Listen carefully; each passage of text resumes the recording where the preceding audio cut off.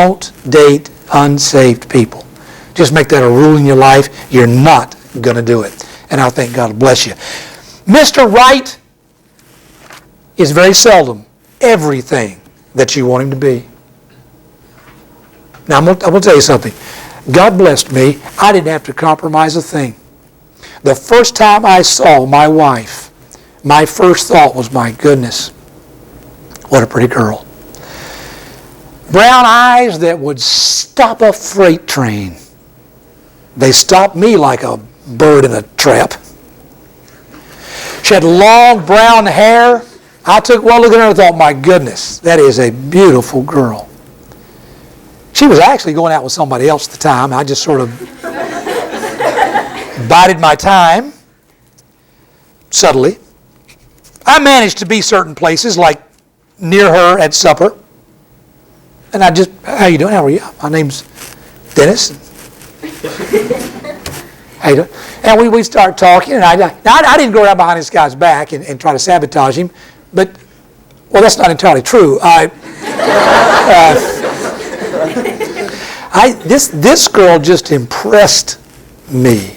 And then we started talking, and I found out her heart, and I found out this girl at 15 had the biggest bus route at her church and had won awards. She filled that bus up. She worked that bus route hours on Saturday and Sunday. She loved kids. She'd given her life to soul. And this girl was a freshman in college and had won at that point in her life well over 100 people to Christ. I found out this girl loved God and wanted to serve Him. And you have no idea how much more attractive that made her to my heart. Because I had only been saved a couple of years. Then I was looking for a young lady that I could serve God with. And God's given us now 30 years together serving Him. And I'm going to tell you something. Those brown eyes still stop me in my tracks. There's a warmth. There's a love that I can't explain. When the Word of God says, these two become one, it means exactly that. I can start a sentence and she'll finish it. She can say, you know what I think? And I can tell her what she thinks. It's just such a wonderful, warm thing. We can give it's an amazing thing how much communication you can do when you are one. We can be out with some people and someone says something and she knows how my warped mind works and she knows that I'm going to take what he just said and make a joke out of it. And she'll look at me, she'll just give me a look like, no. And our eyes will meet and I know she's trying to warn me not to do that. It was so funny one night.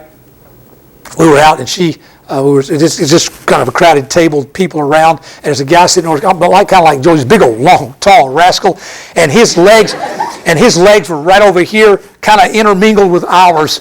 And somebody said something, and she was trying to stop me from saying something stupid, and she reached out and grabbed that guy's knee. And squeezed his knee. And he went. She was trying to tell me, don't do that. Don't say that.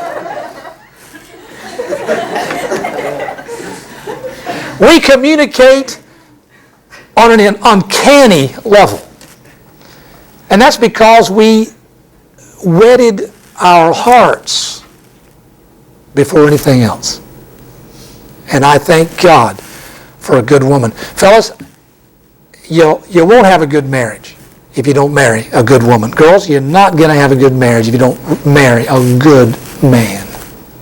Your dating should be arranged, so set up that you really don't have an opportunity to fall in love with anybody but a good man.